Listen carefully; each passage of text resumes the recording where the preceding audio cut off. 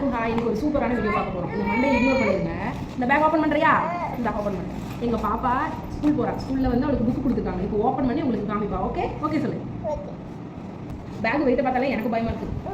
ஏ wow, எவ்வளோ book தெரியுமா? எடு ஒன்று ஒன்று எடு. இப்படி மம்மி பார்க்குறேன் சொல்லு. கொடு மம்மி கொடு. Collection of my creativity work file நம்ம சொல்லுவோம்ல, அந்த ஃபைல் அவங்களுக்கு நம்ம இருக்குப்பா. ஓ, இன்னைக்கு மேடம் ஸ்கூலில் பண்ண கிரியேட்டிவிட்டி கையில் வச்சுறேன். இது வந்து தீபாவளி ஹாலிடேல ஒர்க் தெரியலாம் தெரியல உங்களுக்கு. ஹோம்ஒர்க் என்ன இத்தனை வச்சுருக்க? படிச்சிருக்கியா நீ? படிப்பியா? பேங்க் அவங்களே ப்ரொவைட் பண்ணிட்டாங்க. பேர் எழுதி கொடுத்துருக்காங்க. இங்கே கொண்டாந்து காமி வீடியோவில் தான். இந்த ஃபுல்லாக பண்ணக்கூடாது. மேம் பார்த்தாங்கன்னா என்ன சொல்லுவாங்க? அச்சோ, ஃபஸ்ட்டு ஆர்கனைசரா இது பேர். டைரியில் அப்படி எழுதிருப்பாங்களோ, அப்படி பின் பண்ணியிருக்காங்க அதில். டே நான் காமிக்கிறேன்டாங்க குருவா. எல்லாத்துலேயும் அவங்க பேரை பதிவு பண்ணியிருக்காங்க. டச் அண்ட் எக்ஸ்ப்ளோர் 1 2 3 பார்த்தீங்களா? ஓ, இப்படி டச் ஃபீல் பண்ணி ஃபீல் பண்ணுறாங்க. இன்னும் ஆயிமா 1 2 இதெல்லாம் வந்து பிரிண்ட் பண்ணிட்டு வந்து கையில் டச் பண்ணால் ஃபீல் ஆகும். அந்த மாதிரி கொடுத்துருக்காங்க ஒரு புக்கு. அதை வச்சுக்கோ. அவன் எடுத்துக்கிறேன். இது இது வச்சுக்கோ. சரி நிறைய வச்சுக்கோ. அவன் பேக்ல இருக்கா. இது வந்து டச் அண்ட் எக்ஸ்ப்ளோர் ஏபிசி. இது வந்து ஏபிசிடி வந்து டச் பண்ணி அவங்க ஃபீல் பண்ணி படிக்கணுமா, அதுக்காக.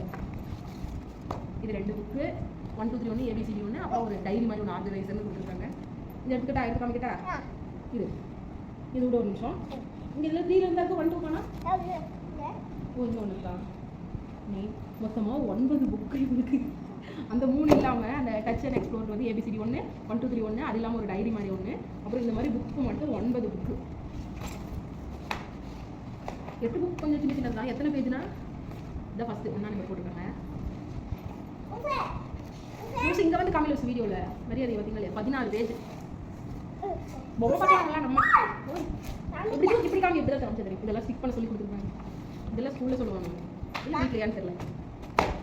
மொத்தம் இந்த மாதிரி புக்கு உங்ககிட்ட தான் கேட்குறாங்க. மேடம் சூப்பராக இருக்கான்னு சொல்லிடுங்க. இந்த மாதிரி 8 புக்கு சின்னது தான். இந்த ஒரு புக்கு எதுக்கு இவ்வளோ பிரிச்சு கொடுத்துருக்காங்கன்னு தெரியல. தெரியுதா புக்கு? இவ்வளோ பேஜ் தான். நம்மளோட நான் 6வது படிக்கிறப்ப தமிழ் புக்கு இவ்வளோ பெருசு தான் இருக்கும். எனக்கு இங்கிலீஷில் ஒரு சப்ஜெக்ட் இருக்குது அப்படின்னு சொல்லிட்டு ஒரு 4th 5th போகையில் தான் கவர்மெண்ட் ஸ்கூலில் தான் படித்தேன். அப்போ தான் எனக்கு தெரியும் இவளுக்கு இப்படியே டச் பண்ணி படிக்கணுமா, ஃபீல் பண்ணி ஏபிசிடி 1 2 தெரியலாம். My activity book.